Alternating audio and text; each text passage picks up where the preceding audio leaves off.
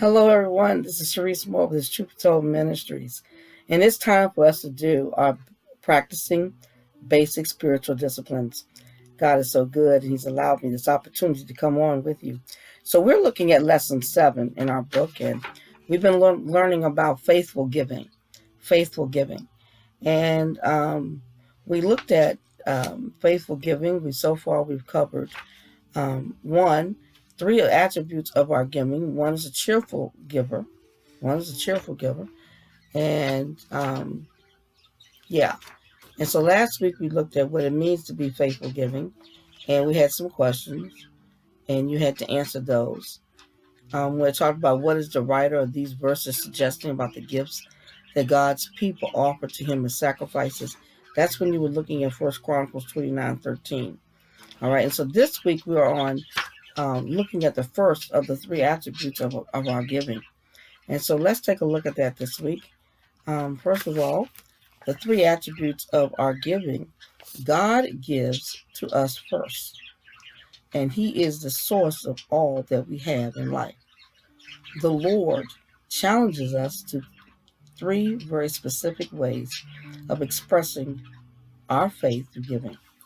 The first of it, and this is the one we're going to look at this week, is cheerful giving. Cheerful giving. We are to be cheerful givers. Too often, Christians have a negative reaction to those who preach about giving. In all likelihood, they also have a negative reaction toward the act of giving. Giving, however, is commanded by God. Jesus taught, "Given it shall be given to you." Luke 6:38. He said, "Freely you have received, freely give." Matthew 10:8.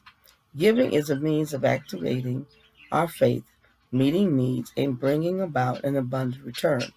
When we catch a glimpse of the great rewards associated with our giving, we cannot help but be cheerful. We do not give to God in order to pay God for anything.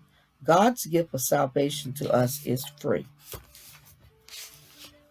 It's a free gift and motivated by His unlimited love for us. The same is true for all of God's gifts to us. He gives to us because we are His beloved children. Rather, our giving to God allows God to meet our needs, to meet the needs of others, and to cause a great abundance of joy and blessings to come our way.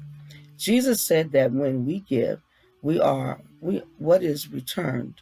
When we give, what is returned to us will be in good measure, pressed down, shaken together, and running over, will be put into your bosom.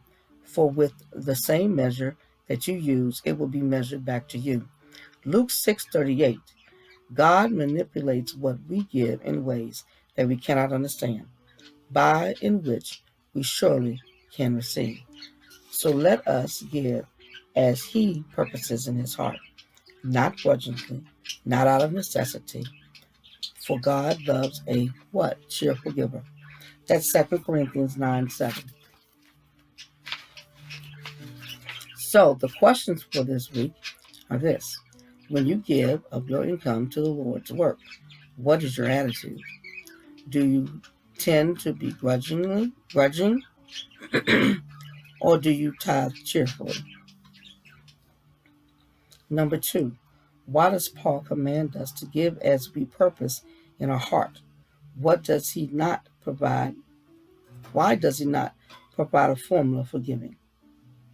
Those are 2 questions that you have today to answer about being a cheerful giver.